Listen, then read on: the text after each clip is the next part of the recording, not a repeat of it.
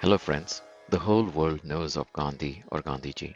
Born Mohandas Karamchand Gandhi, he is known everywhere as Mahatma Gandhi or simply as Mahatma. No matter where you go in the world, say the name Mahatma Gandhi and there will be instant recognition. The name Mahatma is used so commonly that a lot of people believe that Mahatma is his first name. I think it would be quite interesting to try and figure out how did he get the name Mahatma? Who started calling him Mahatma first? And when did M.K. Gandhi transform into Mahatma Gandhi? Friends, welcome to my podcast India on My Mind. Here we will wander through the vast landscape that is India's history, culture, and its religions.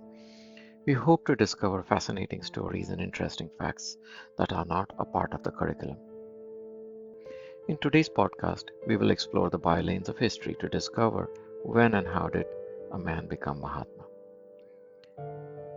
As you know, the word Mahatma means a great soul, an evolved individual, or someone with a high moral character. The title Mahatma is not conventional in India. In a country with its fair share of Babas, sons, and gurus, there are very few who are described as Mahatma. In the Hindu religion, spiritual leaders are called sants, gurus, or pandits. On the other hand, Mahatma is more commonly used in the Jain religious traditions. Here, it is often used to describe religious scholars who have not taken vows of asceticism or of becoming monks. Evolved individuals were also called Mahatma in the theosophical hierarchy. While Gandhi was influenced both by Jainism and theosophy, Jain teachings clearly had a greater impact on his personal philosophy. It is therefore likely that the use of the word Mahatma has roots in Jainism. Interesting, it is a little known fact that Gandhiji himself used the word Mahatma several times in speeches to describe others. This happened well before he himself became a Mahatma. As an example, in several speeches he has referred to Gokhale, his mentor, as a Mahatma, especially after Gokhale's death. Getting to the core of this podcast, how did he become Mahatma and who made him a Mahatma? Now, it is a popular belief that India's poet laureate Rabindranath Tagore bestowed the title Mahatma upon Gandhi. Shortly after his arrival in Mumbai in 1915 from South Africa, Gandhiji first traveled to Pune to meet Gokhale and then to Shantiniketan to meet Tagore. By this time, Tagore was well aware of the work done by Gandhiji in South Africa. Tagore referred to Gandhiji as a Mahatma in his first meeting in Shantiniketan. Remember that Gandhiji was still wearing Kathiawadi dress in 1915 at the time of this meeting. Now, when you look at photographs that refer to this meeting and on the internet, we often see photographs from much later meetings when Gandhiji was in a short dhoti, the loincloth. Most of these photographs are not from that meeting in 1915. Getting back to the story, while the great poet might have referred to him as a Mahatma in that meeting, the term did not subsequently appear in their correspondence until much later. Their first meeting was in 1915. In 1919, Gandhiji had asked Tagore for a message to support the national struggle for self-determination. So Tagore wrote a letter, and it was in this letter, dated April 12, 1919, that Tagore first formally addresses Gandhi as a Mahatma and as a great leader of men. It is my view that it is inaccurate to suggest that everyone started calling Gandhi a Mahatma simply because of Tagore referring to him as a Mahatma in a private meeting. It just does not make sense and it is not logical. In fact, the association of the word Mahatma Gandhi with Gandhiji had started well before the famous Tagore-Gandhi meeting in 1915. Mr. C.F. Andrews, a close friend of both Gandhi and Tagore, had traveled to South Africa to observe the movement started by Gandhiji. He wrote a letter to Tagore from South Africa in January of 1914 to describe his experiences. He referred to Gandhiji as a Mahatmaji in this letter. Andrews wrote, and I quote, "I had no difficulty in seeing from the first Mr. Gandhi's position and accepting it. For in principle, it is essentially yours and Mahatmaji's, a true independence, a reliance upon spiritual force, a fearless courage in the face of temporal power, and a deep and burning charity for all men." End quote. It is also on record that before Gandhiji departed from South Africa in 1914, Gandhiji undertook a farewell tour and visited several cities in South Africa. Gandhiji was addressed as a Mahatma in several speeches in Durban and Verulam, and this is well before he came back to India. Further, after he arrived in Mumbai, He actually traveled through Gujarat and visited several cities. This happened before he met Tagore. When he was traveling through Gujarat, at events held in Jaipur and Gondal in Gujarat, he was honored by prominent citizens, and we have proclamations and plaques that refer to him as a Mahatma during those meetings. Thus, Tagore was not the first to use the word Mahatma in reference to Gandhiji, and certainly it does not appear that he bestowed such a title on Gandhiji. These early referrals as Mahatma were only the earliest recognition of this man's transformative potential. The foundation of M.K. Gandhi's greatness was established during his stay in South Africa. He arrived in 1893 a struggling 24-year-old lawyer and returned to India 20 years later a formidable leader. While in South Africa, he honed his communication skills as a speaker and a writer. He underwent a period of self-examination. He went through a period of intense spiritual and religious exploration and experimentation. He found his inner moral compass. Gandhi found a mentor in Gokhale and built a formidable network of friends and supporters during this period in South Africa. He tapped into his extraordinary ability to raise funds and to convince others to follow him. Most importantly, he showed the world the power of peaceful civil disobedience as an instrument to fight injustice. He called this unique brand of political activism Satyagraha, which means insistence on truth. In October of 1913, Gandhiji led a strike for the rights of the indentured labor of Indian origin in South Africa. Later that year, in November of 1913, he led a massive march from Natal to Transvaal to protest the racist policies of the government. His brand of activism, Satyagraha, proved to be spectacularly successful. The struggle culminated in the government passing the Indian Relief Act to repeal the unjust laws that were affecting the Indians in South Africa. By the time he left South Africa, Gandhi was recognized both as a skilled politician and a morally respected individual. After Gandhiji had left South Africa, General Smuts, the famous South African statesman, wrote to a friend, and I quote, "The saint has left our shores, I sincerely hope forever." End of quote. The words recognize the formidable political and moral force that was Gandhiji. Although a celebrity when he returned to India, Gandhiji had not yet become a universal symbol of morality and goodness. The title Mahatma was truly earned in 1917 in Champaran, a district located in the foothills of the Himalayas.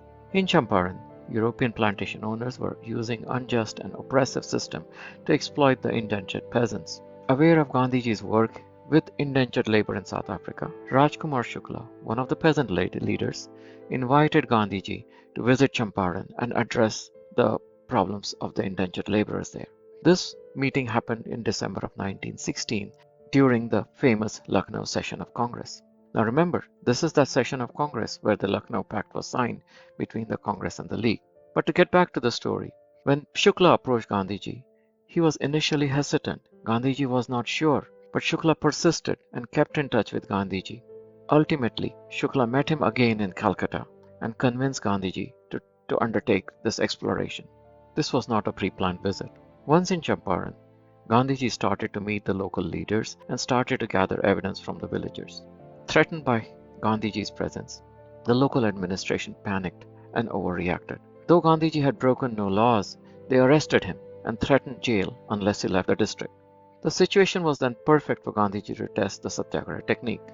Since the order was unjust and unjustifiable, Gandhiji refused to leave the district. He informed the magistrate that he and his followers would rather go to jail than accept such an order. The local peasants, villagers, and leaders were all prepared to go to jail with him.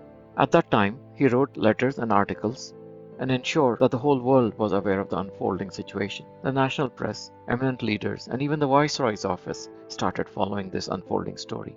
With the whole world watching, the local administration had to give in. The empire was outmatched. The order was rescinded. Reinforced perhaps by the slogans raised by local leaders, the myth of the Mahatma grew, and rumors of his supernatural power spread like wildfire in the villages. With this victory, Gandhiji's canonization was complete in the public's imagination. Filled with devotion, the common people clamored for a glimpse of this Mahatma, but brought the great empire to its knees. There was no stopping the fervor after Champaran. Soon almost all his followers and peers started using the term Mahatma when referring to him. Mahadev Desai, his secretary, used the term in letters written on his behalf. At the 1919 Annual Congress Party Convention in Amritsar, Motilal Nehru, a senior leader and a chairman of the convention, referred to Gandhiji as a Mahatma in his speech. Even Jinnah, his sworn opponent, referred to him as a Mahatma. By 1920, the mystique of Gandhi as a Mahatma was well established. The term was being used in news reports and even in official Congress party resolutions. By 1924-1925, speakers were being harassed by members of the audience if they did not refer to Gandhiji as a Mahatma. Gandhiji had been elevated to an exalted state. The reasons why M.K. Gandhi became a Mahatma and not simply another respected national leader are very complex. Gandhiji was not just a spiritual man, but also a practicing devout Hindu. He was not shy about his belief in Hindu scriptures and the sacredness of the cow. He regularly observed fasts and insisted on daily prayers. He dedicated his life to the pursuit of virtues such as truth, nonviolence, and self denial. Gandhiji also understood the power of symbolism. There is no doubt that his simple ascetic lifestyle and the iconic peasant attire contributed to the image of the Mahatma. I believe that all of these things contributed in some measure to this Mahatma-ship. His canonization had not gone unnoticed by the intellectuals and the elite. They questioned his methods and were threatened by his popularity. At first, Motilal Nehru was skeptical. He wrote, and I quote, "I have heard of saints and supermen, but have never had the pleasure of meeting them, and must confess to a feeling of skepticism about their real existence." End of quote. Another example, worried about the future of political leadership in India, the great Indologist Annie Besant wrote, and I quote from her, "Mob support is obtained by wild promises, and by giving to Mr. Gandhi high religious names such as Mahatma and Avatar, assigning to him supernatural powers, and the like." End of quote. Others, such as Ambedkar, the leader of the untouchables in India, perceived him more as a politician and less as a saint. Ambedkar said, and I quote, "As a politician, he was never a Mahatma. I refuse to call him a Mahatma. I never in my life called him a Mahatma. He doesn't deserve that title, not even from the point of view of his morality." End of quotation. Gandhiji himself protested privately and publicly against this Mahatma-ship, and I'll give you a few examples. In a speech in Mumbai in 1924, he said, and I'm quoting him, "In the ashram where life is lived my way, everyone, man, woman, or child, has strict injunctions not to use the appellation Mahatma for me. They may not even refer to me as a Mahatma in any of their letters. They may call me Gandhi or Gandhiji." End of quote. He explained, and in his words, "Mahatma-ship is worthless. It is due to my outward activities and due to my politics, which is the least part of me and is therefore evanescent. What is of abiding worth is my insistence on truth, non-violence, and brahmacharya, which is the real part of me." End of that quotation. Gandhiji said, "Mahatma-ship was thrust upon me when I came here." In 1924, in an article titled, "I'm Tired of Mahatma," he wrote, in his words, "The scene in Siraj Jung conference over attaching Mahatma to my name has caused deep pain to me." End of quote. In another incident, he said, "If you regard me as a Mahatma, the reason lies neither in my love of truth nor in my peacefulness. It lies in my deep and profound love for the poorest of the poor." End of quotation. Finally, let us explore briefly the short-term and the long-term implication of this Mahatma-ship. The immediate effect of this Mahatma-ship was the uncontested control he gained over the affairs of the Congress Party and the conduct of the Indian freedom struggle. In the long term, he left a lasting imprint on the Indian identity, on how the Indian nation and the Indian people think of themselves. The world will remember him as a spiritual force and a political genius. He had deep and burning charity for all men. His lasting legacy will be the power of non-violent, peaceful protest that is used the world over to fight tyranny. The courage of the powerless to insist on the truth and yet be non-violent.